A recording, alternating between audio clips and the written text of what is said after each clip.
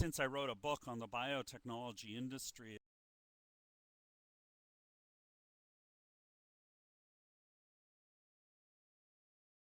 following this for a long time,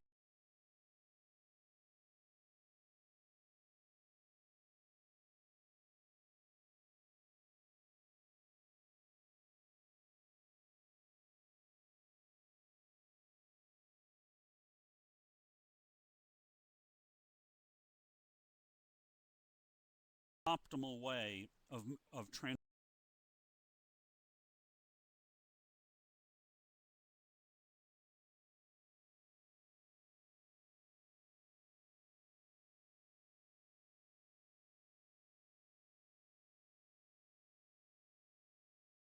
unused to speaking. so so please forgive me. Motivation for this paper was really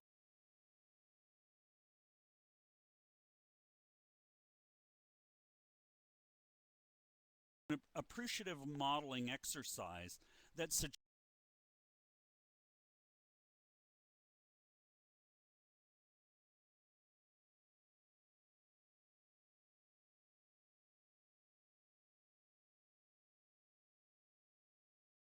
obviously there's a whole set of that were done with public.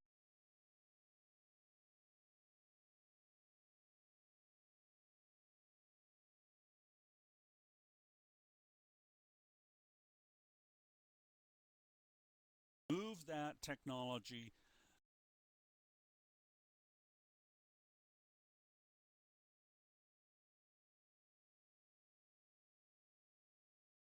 Our argument was that inventor ownership, that's the social goal. There may be other social goals, but generally speaking, over the last, going back even to the 30s, encourage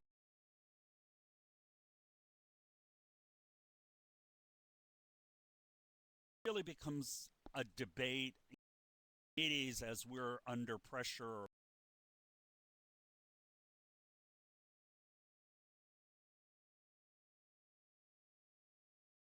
added to that really in the 1980s. Entrepreneurship and since the 30s. So in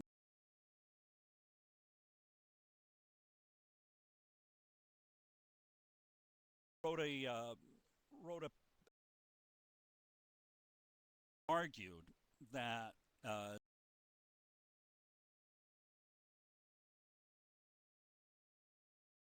it is ineffective in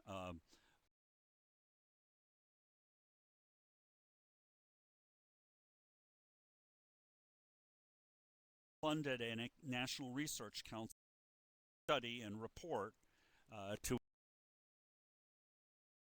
Hoffman Foundation and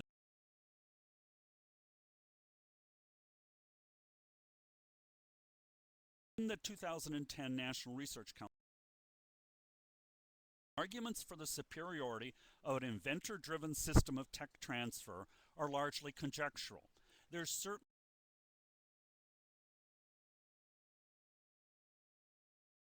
as to that, having talked to many faculty, with the technology licensing as well as evidence of faculty offices. But there is no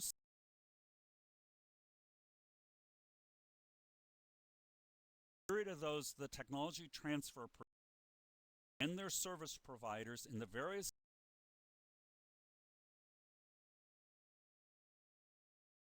I think I would agree with the last.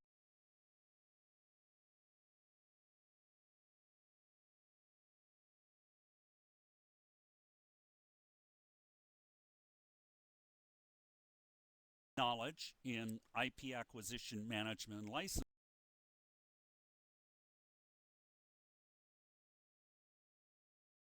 The inventor would go contract for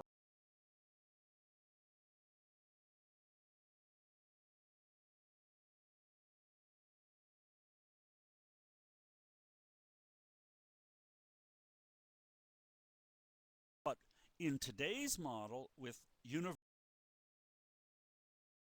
inventor does not own the technology, so the tech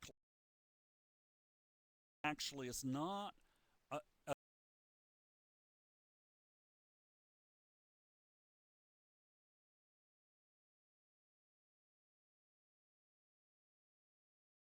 is, but clearly if the inventor own the technology, the tech license,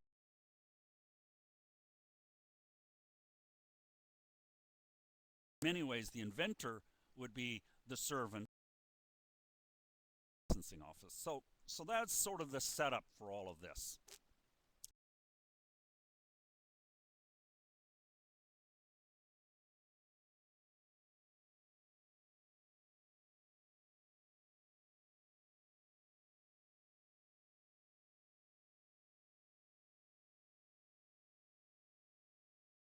Non-inventor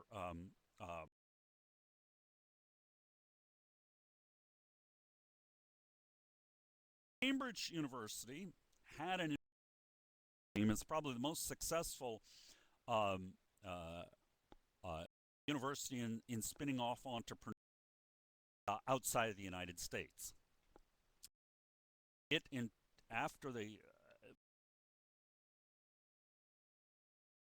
has been considered a success and has been adopted by governments. In England, they went from the inventor ownership.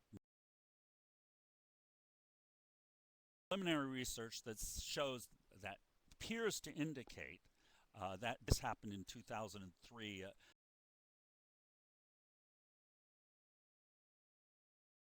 Preliminary research shows less entrepreneurship, but we don't have enough. Stanford until 1994 was an inventor ownership university. And is a kind of a funny one. It used to say it was an inventor.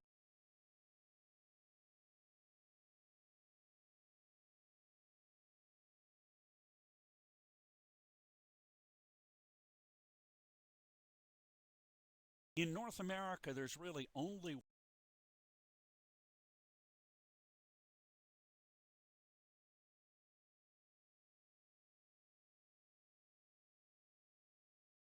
S universities: Wisconsin, Michigan, Davis, and UC Santa Barbara. And we decided, well, we compare them and their entrepreneurship. And Waterloo. So what we did is all of the technology-based startups from all 5 American universities, and we did this through internet search, documents, interviews, talking to TLO offices where they would. After we collected the data, many of the TLO offices were very interested to see the data because they didn't actually have the data set as we did. And we were extremely strict about the definition about firms to be included. Decisions were made both by Don and I, but the inventor had to be working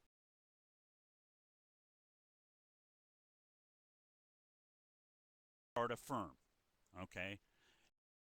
All of the founders, so we have a very detailed database, but here we're a quite laborious process. A lot of graduate student and my time and Don's time went into finding all of these firms. All firms from the post-war period. Basically, it's probably back to, I think,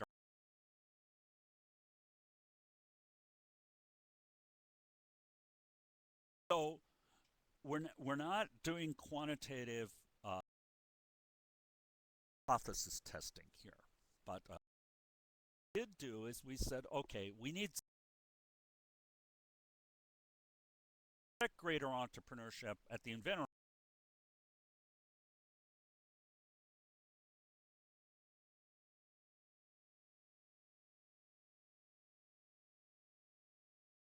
We have a Canadian university, we can't use NRC rankings. So we decided to use Shanghai Jiaotong rankings. We know that there are problems with all ranking systems.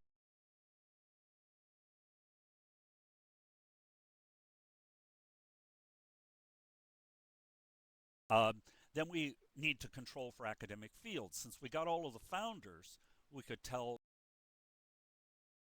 separate them out by academic field.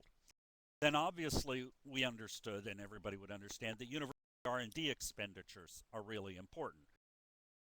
The more R&D expenditures, the more entrepreneurial spin-offs you.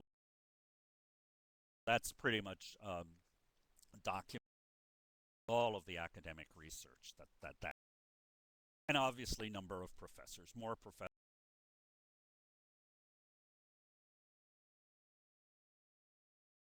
So those are the kind of controls that we're going to use. Now there's appreciative controls because we're not doing any sophisticated regression as you.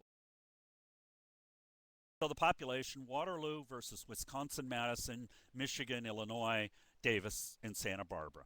The spin-offs: university and field ranking. Now Shanghai Jiaotong quite lately started to develop field rankings, and we can get not as good because you don't have as long a time series as R&D expenditures, which was relatively easy to get here in the United States. We just got the NSF. Number of faculty, we just went to each department and we made counts.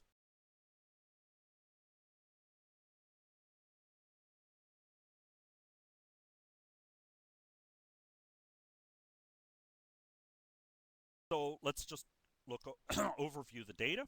And I read Waterloo there because Waterloo's and we look at the number of spin-offs, and basically what you can see is that Wisconsin and Waterloo side. Academic ranking: Waterloo is clearly inferior at the whole university level to these other all of the other universities. R&D expenditures: UC Santa Barbara, which does not have a med school or an ag, low in R&D expenditures. Waterloo, which doesn't have a med school, doesn't have a smaller others, has the lowest amount of R&D expenditures. R&D expenditures in Canada were gotten from the reports that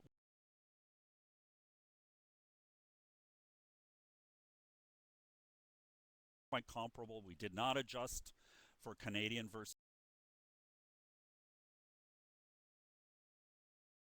didn't adjust. Wouldn't have made much difference if we did adjust, but we did not adjust. Okay, so this is cumulative number of spin-offs, and what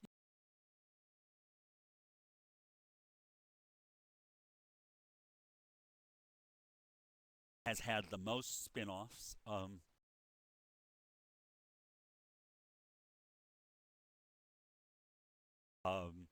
And Waterloo are sort of. For any questions here, please interruption. I know you can't talk back. What's interesting also is that you see a kind of a takeoff among uh, the other two universities, Illinois and Michigan, right there in sort of, you could argue, I'm not going to argue, but one could argue that perhaps it was a sort of a some sort of delayed response.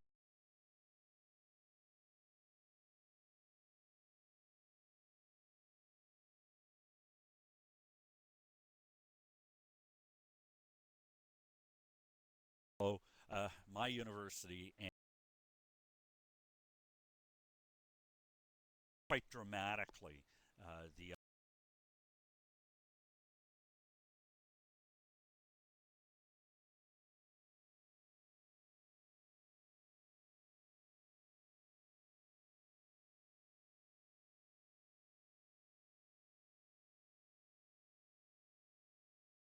well, I'll just go forward.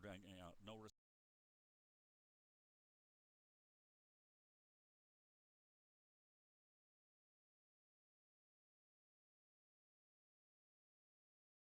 overall ranking of all the universities, Shanghai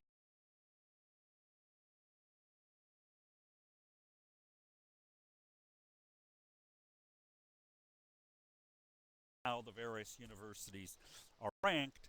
And the one I would like to point out to you there, thank you, is Waterloo doing quite well comparatively in engineering, technology, and computer science, and in and in computer science, then further broken out. And you see actually Wisconsin's performance not as high as in some of the others. So that gives you sort of a perspective. Other thing is we aggregated the life and agriculture. In some sense, as we go through and look at the startups, this will is that the life sciences, particularly the med schools, spin out a lot of firms, and the ag sciences tend not to spin out as many.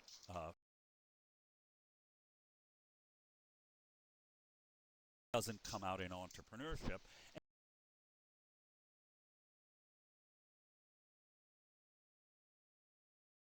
That is it will be interesting, I think, in the future.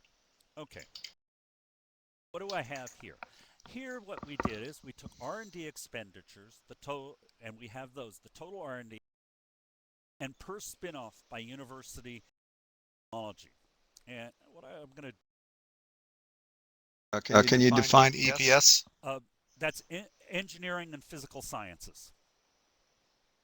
Okay, so here I've just sort of focusing on a few things. Well, the very ag college oriented UC Davis, UIUC, both of which have medical schools, have on a per dollar per spinoff in the biomedical, which includes agriculture here, relatively low numbers, and that's really driven by colleges. By Wisconsin is a special case in many ways. It's the most of all 5 of the U.S. Down below on the 6.9, that's $1 million per spinoff. Now, what's interesting about this is when I put computer science and electrical engineering up there, it's literally an order of magnitude more per R&D dollar in computer science and electrical. As you may or may not know, there's a big debate right now about has the U.S. been going overboard on life sciences, funding the life sciences highly, and computer science and electrical less highly, particularly as DARPA has gotten basically out of the R&D funding business, university R&D funding business back dramatically. So this is a big, I think, research policy question that isn't being addressed very well now. But all I would like to illustrate here is that if you look, you see Michigan and Wisconsin performing very well on the biomedical side. UC San has some biomedical, very few, but some biomedical spin-offs. Those are medical devices. So we can actually go into each of these categories and break them down more finely. I think for the purposes of my argument here, I didn't, because the argument generally speaks Waterloo. And if you will look on a per research dollar spent, Waterloo has a very large number of spin-offs. Now, I'm just talking about entrepreneurship. You can say, well, there's many other things universities should be doing, and I completely agree with you. This is just an argument really about the national research conclusions where they said there was no data. We're trying to develop data that shows venture ownership can work, and that's our goal here. And many other things, and entrepreneurship not the major goal, but increasingly people are seeing it as one outcome of universities So that's the. This is university and technology field, number of faculty and spin-offs per faculty. Out a little badly. So basically, this is the number of faculty per spin-offs in biomedical fields, which includes agriculture, as I said, and it's 206 faculty per every spin-off. And again, we see the same thing in the computer science area. So this is a result that we weren't looking for, but when we found it, we were really quite shocked. Then what you see is per faculty, if you look either particularly on the totals, you will see that Santa Barbara, that's really a function of not having a is very efficient in the sense that more people, it is very strongly engineering computer science based, so that's why its number looks so good. And to some degree, that's of course true over in the Waterloo.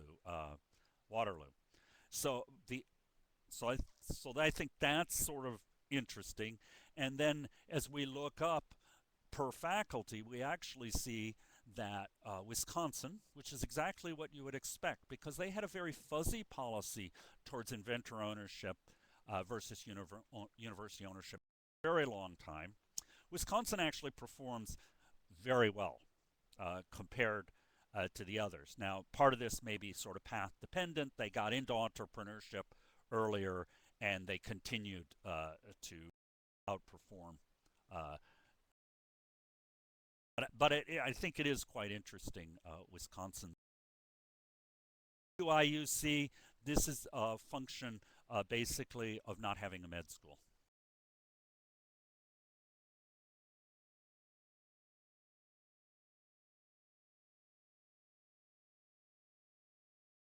Is so apparently low. This is just putting spin-offs per faculty on the y-axis, spin-offs per R&D x-axis, and just plotting them. It's the same two graphics below, but what you can see out here is, is this the, oh, there's the arrow. Is that it? Oh, it's not my arrow, sorry. What you have out here is Waterloo's performance. Here's Santa Barbara, and here are the other universities. And it would be decreasing performance as one moves towards. That sort of graphically illustrates the difference, and which we believe starts to make our point about inventor ownership. Here we have university spin-offs, number and percentage licensed by university and technology category. Thankfully, every one of the, except Wisconsin, we got website that Ann Miner's website at the business school at Wisconsin, where they actually gave information on was the startup licensed from the university or not. So here what we have is by field area, the biological, computer science, engineering, physical, was the spin-off licensed through the university. And what you see is kind of what you would expect in the biomedical area, not true with Santa Barbara, but with the big four here, is when compared over here to computer science, there was more of the technologies were licensed. Now, if we break these down, we didn't break them down here, but we could break them down, we'd find that biomedical devices leave the university unlicensed more than do pharmas. Kind of understandable. Often a biomedical device will be a surgeon or someone who's tinkering around, sees an opportunity, and then can start to his or her garage versus pretty much you have all the notebooks, etc., and it's pretty easy licensing office to know who does the technology belong to. This is such a small number that we can't do much with it. These are devices and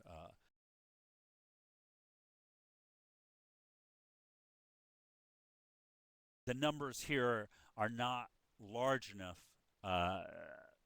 to be able to make drawing conclusions. Waterloo has a tech licensing office that is a service. So the invention belongs to the university dollars to have a tech licensing office, and inventors can come to the tech licensing office and ask for support if they need patenting support, etc. Then the tech licensing office will take a percentage of the invention. But the licensing office at Waterloo is not there. It's not evaluated by how much money it makes. It's evaluated by how many startups total come out of the university. That's their goal, the university's goal. Licensing office is a service operation, and this is further. It is a service to the inventor who owns the technology. If the inventor wishes to have the tech licensing office, they sign a contract, and the inventor signs over a percentage. It's bargained, but it's usually about 25%. Tech licensing office, and then the tech licensing office, very much a service organization with no lawyers in the tech licensing at all. So you can see Waterloo. Does Yes. can Can the the Yes. tech tech licensing office decline? decline? The tech licensing office can decline, as can all of our tech licensing offices and decline. So basically, in the United States, if the tech licensing office declines, they are required to return the invention. Then the inventor can petition the federal government to have the invention and to try to commercialize it. And normally the federal but in our earlier paper, what we argued, if you have a risk-averse tech licensing office, as some universities have, their tendency would be to do nothing, but not return it in fear that they would return something to the inventor, and then the inventor would get fabulously rich, and the legislature would say, "Oh my God, you awful people in the tech licensing office gave away public property, right? Property of the state of California or the public university." That's something that sort of bedevils some tech licensing offices. I'm not going.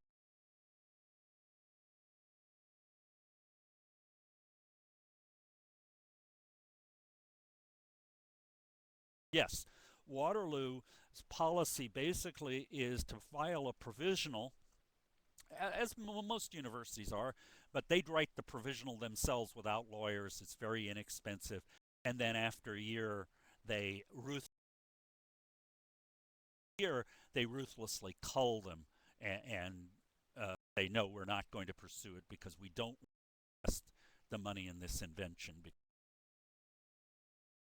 this case, then it's returned to the inventor.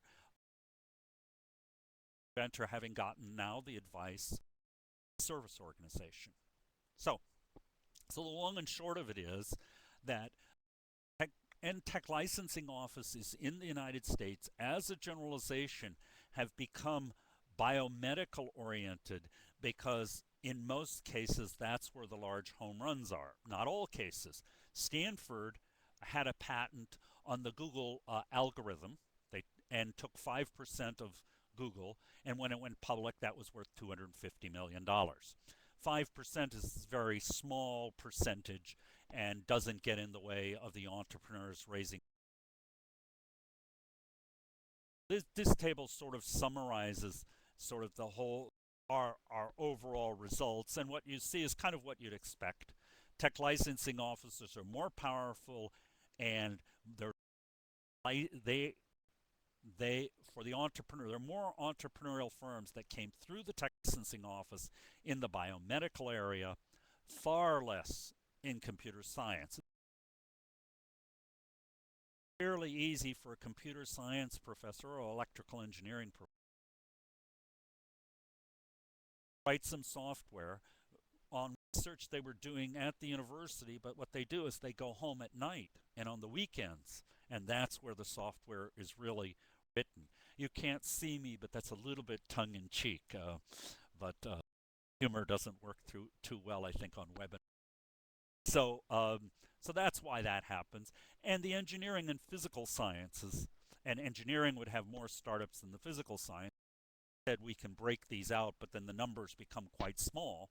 We can by disciplines, is sort of in between sort of the biomedical area and the computer, and has a smaller number on every than computer science, electrical engineering, and a larger number of startups in that area. So this, just to kind of summarize, what have we done with our little own that inventor ownership is conducive to entrepreneurship. University of Wisconsin, which was close to inventor ownership regime in the past, is the only competitor with Waterloo in numbers of spin-offs. This kind of popped out at us surprising differences in the level of entrepreneurship between EE and CS appear to be far more efficient at generating startups. EE and CS have no need for TLOs, and they're hard to police. So in some public universities where the policing and trying to catch professors and probably you're going to get a lot of trouble in EECS, but all across the country, professors are stealing university knowledge from their labs, and some of these are almost near star chamber among inventors on campus. This is creating a them and the TLO and the administration, and is, we could ask from a policy perspective or from our,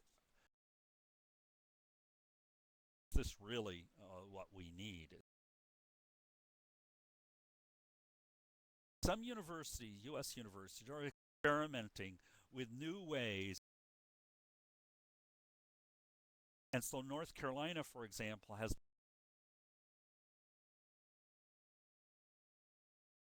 established their own firm. And this basically says if you have an invention in your lab, a professor or graduate student, we have an express licensing agreement. Basically, you have to have a business plan, which is vetted by someone in the entrepreneurship.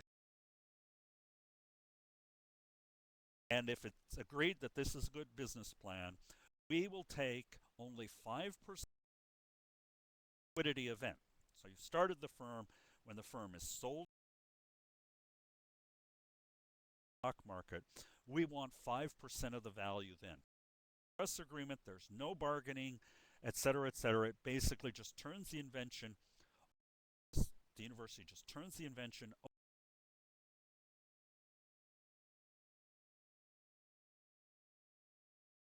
This gets you out of, in many cases, with some severe bargaining, where let's say I'm an entrepreneur with an invention. I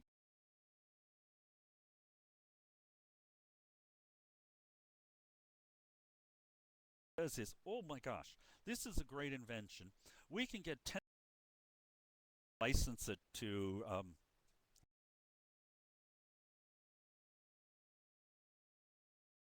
Europe. There have been so many mergers. Or say we're in North Carolina and they license it to Merck, which has all of its off, right? And we can get $10 million. It's $10 million today versus this.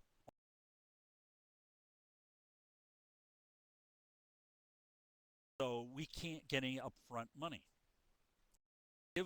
License it to the entrepreneur for no upfront money, or should we get the $10 million now, which looks like to the to the president of the university, oh my God, the tech licensing office did such a great dollars here, right? The technology itself moves to Europe, China,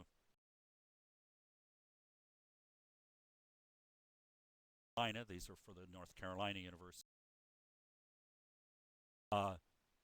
Doesn't get anything out of it except the $10 million. So from an economic development policy perspective, inventors building firms locally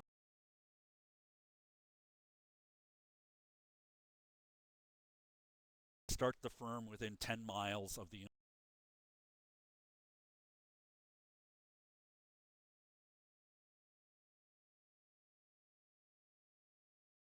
So anyway, so some universities are experimenting with trying to develop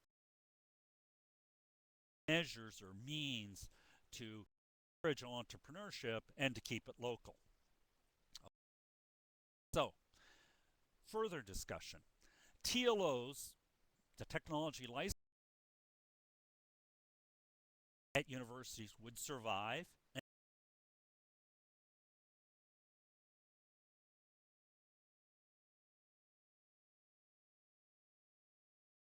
My belief is that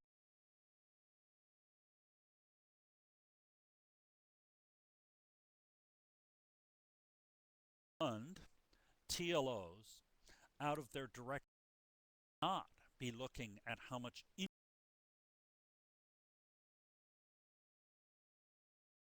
constraints, and it's very understandable.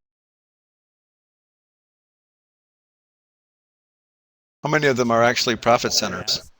As profit centers. Is that the best How way many to? of them are actually profit centers? Not many are profit centers. That's a great question. Probably about 20 make profit. UC Davis makes profit. Otherwise, it would be a money loser. Most universities, sort of the Ohio states, are money losers anyway. So their bureaucratic control, their control. I think we should flip them around and say they're service organizations. Don't expect them to make money because the goal that we should have entrepreneurial firms, that's desirable, where that makes sense and where the inventors are interested in doing. Inventors are not interested in doing that. License it if that's the way to move. The final sort of takeaway I have here, as to the National Research Council, with sort of, everything's working very well here. I believe we need to start to experiment with alternative models. The Kaufman Foundation recommended, soundly rejected, Obama administration, that we take sort of 20% of the R&D dollars coming out of NIH and the various, and we earmark those R&D dollars for inventor ownership. So you could apply for either inventor or not inventor ownership, and then after 5 years, we would look at the inventor ownership R&D versus the university.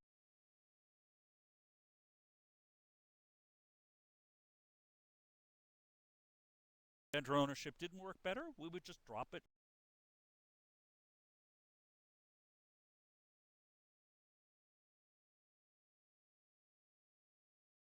Inventor ownership worked better, we would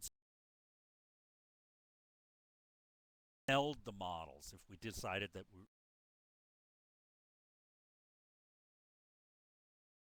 some inventors are getting rich off public research dollars.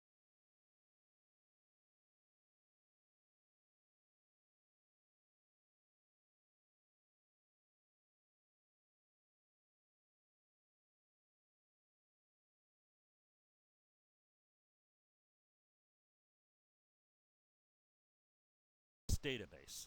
Okay, one problem, only one inventor ownership university. In Europe, there are many inventor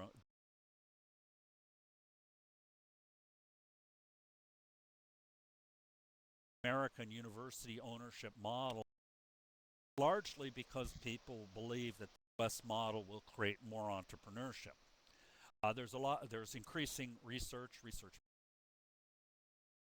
that question whether Europe should go towards the university owner. But in North America, there's really only one inventor ownership university.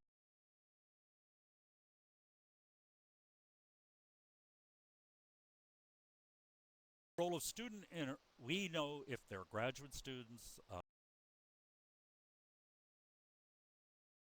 grads tend not to be technology based. My ilovedavis.com website, that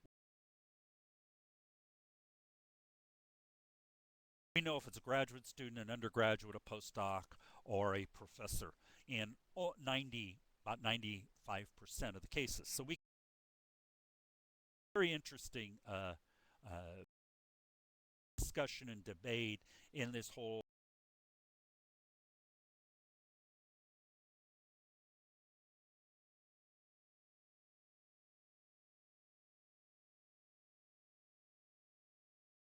we can extend it also, and we should extend it to private universities.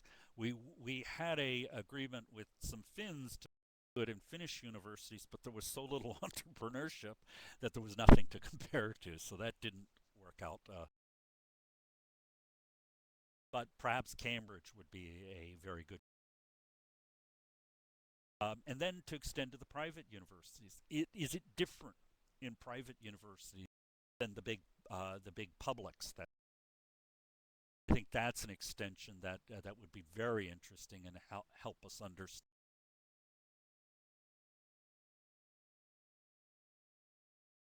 Private university, of course, has no local economic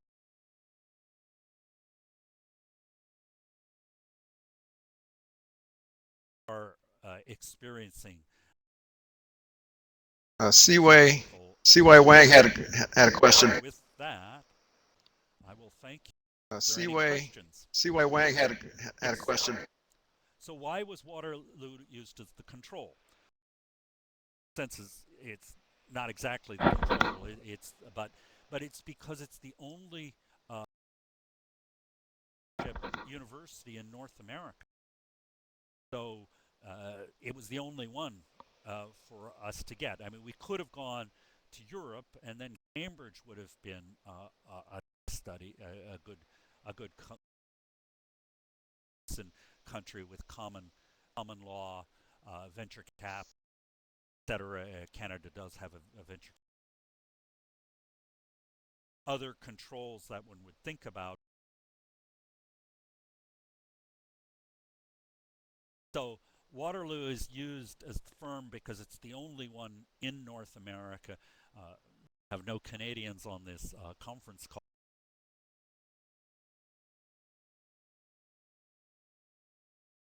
There are a lot of similarities. So yeah, so that's why we used it as a control. All the privates are inventor ownership. Stanford was in all the privates are university owned.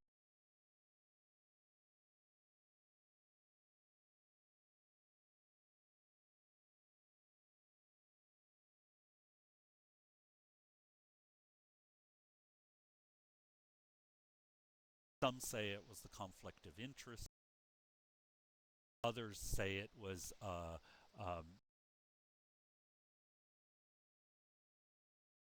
wealth that was being created out of Stanford. They had a big problem. Sun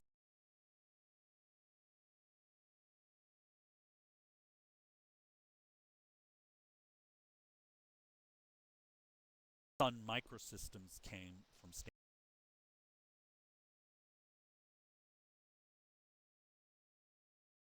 Kay had a question. From Sun, so that could have been another motivation. Okay. Kay had a question. Yes. Is anyone from those universities looking?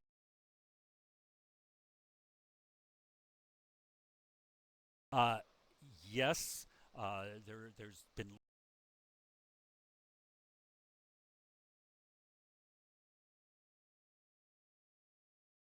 a lot of investigation of the increase in patenting uh, with Bidola's 1980. So one of the problems about collecting spin-off data is it's harder to collect it prior, the further back you go in time, the harder it is to collect spin-off.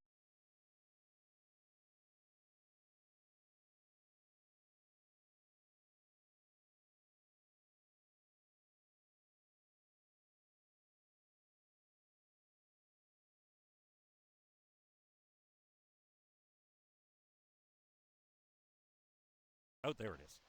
Okay, so what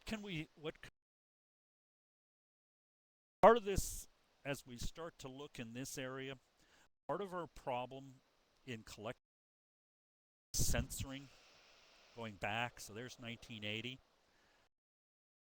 Part of it's censoring. Part of it is that the biotech revolution, which did generate a starts right, Genentech starts in 1976. Genentech is a University of California spinoff. Two firms started in this period. So the biotech stuff really comes online later. So there would be some computer science, but computer science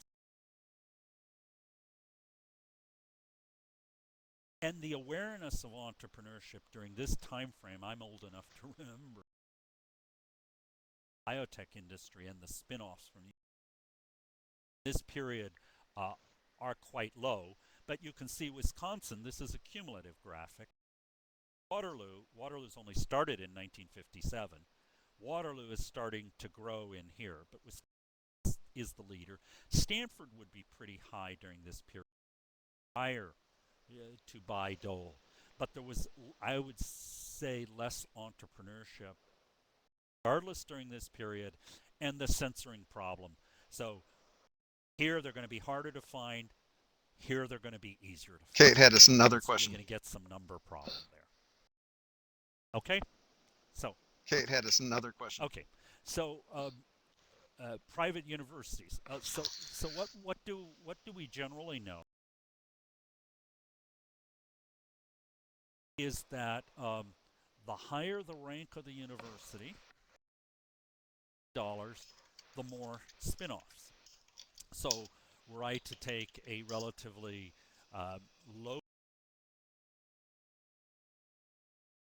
teaching, let's say Brown, which does research, but it's very, I would expect very low numbers of spin-offs.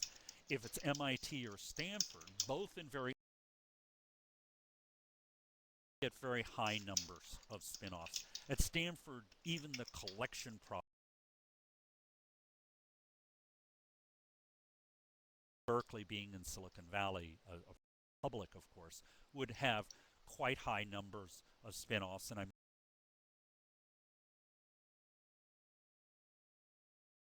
tell you that is a major collection. So the privates, literally, I don't know, and I don't think anybody else have done a little bit on this, and they had some privates in there, and I think the privates compared to their publics were slightly higher, but then you'd have to actually look at which privates were in there. Kate wanted to know about spinoffs. Okay, I believe there was another It's you after spinning in there yours. that I missed. Yours. Kate wanted to know about spinoffs. It's you after spinning yours. That was the public-private, right? What about their spin-off rates? So Stanford and MIT are very high. Is it because they're publics or privates, or is it because they are great universities located in various areas? I don't know, and I don't think anybody else has and compared them in the way we have. Know that they have very high spin-off rates. Vanderbilt, in that location, a very good university, good. Yes, is relatively low. So yes, but might be superior to some of the others. Probably would not be as good as Waterloo. Okay, so success. Okay, this is a great question. I have given this presentation. Success is very difficult to measure. we have when they died or when they were acquired. But success that state governments would be interested in is it starts small, it grows to 100, and then it collapses. What, where should I count the employment? So, but we didn't look at. Not our goal was to think about successes, though. Obviously, that is some. But yes, we could look at that. Uh, that has shown that university spin-offs have lower failure rates than comparable, and people are controlling for a variety of variables than comparable private sector spin-offs, which I found quite surprising.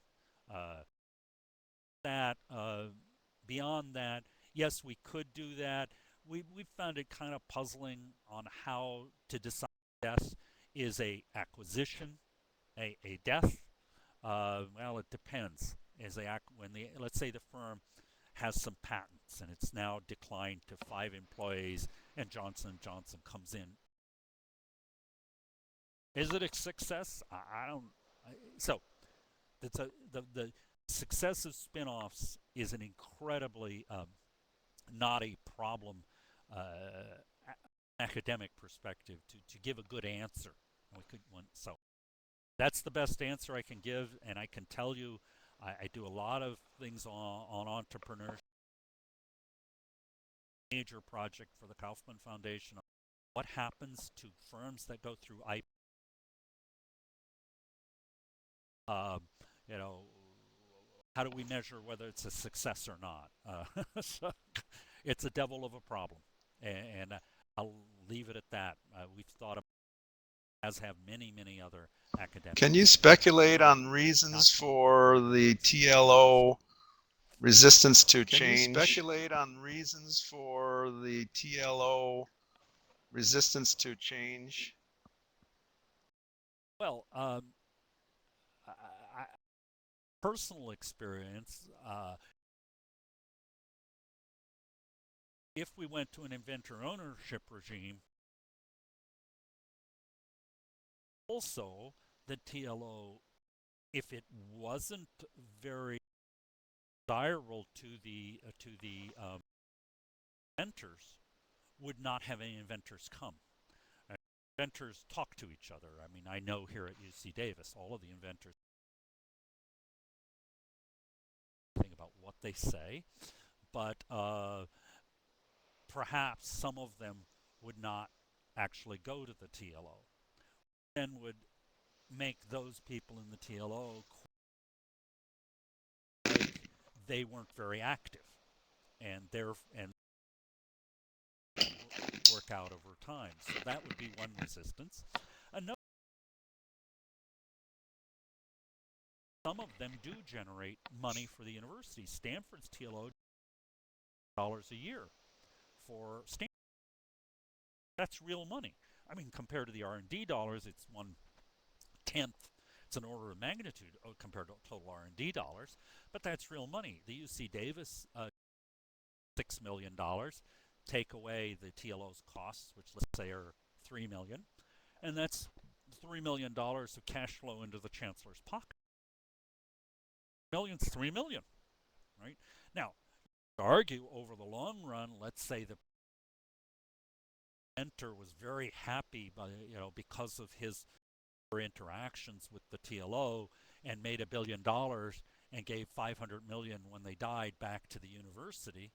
Um, uh, that might be more than the licensing money they got or the anger they created with the inventor. So, so anyway, so the long and short of it is, I think it's two things. It's bureaucratic.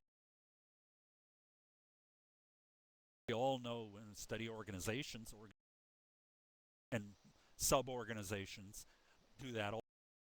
The other is that in some cases, about 20 universities, some money, not too much, but some. This is a lot of money. Finally, there's every administrator who believes that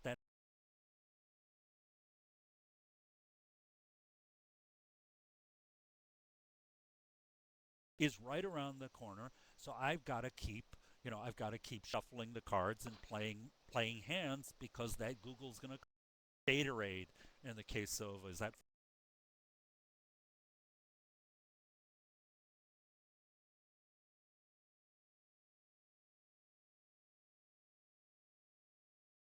everybody's hoping for the home run. So I would say those three.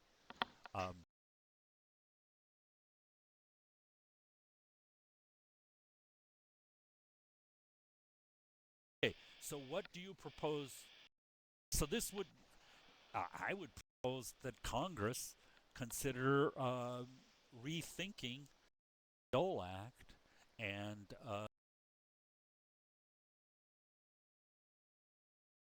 not ready to do that, and I could understand that.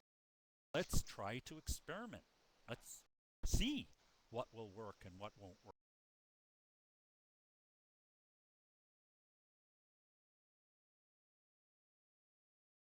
Saying, look, we're going to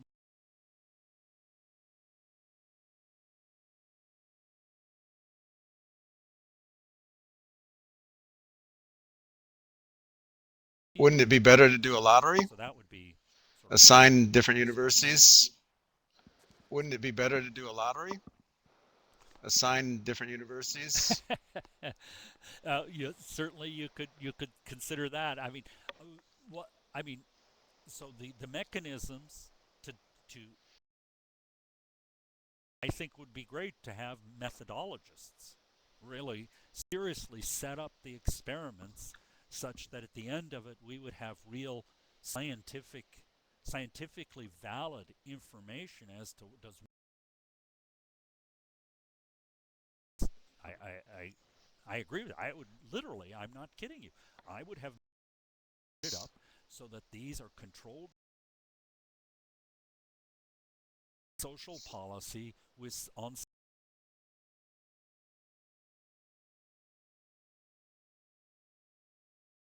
we don't have it on a scientific basis at all. It's just, we have to cure. Is that the most important place? What are the goals? I mean, know all of these questions about how government, the state, conduct its research policy. We know there are many.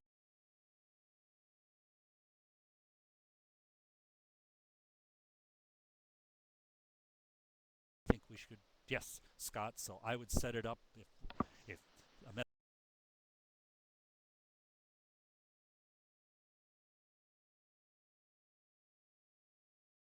Well, thanks. so is that I think we may have exhausted the well, questions.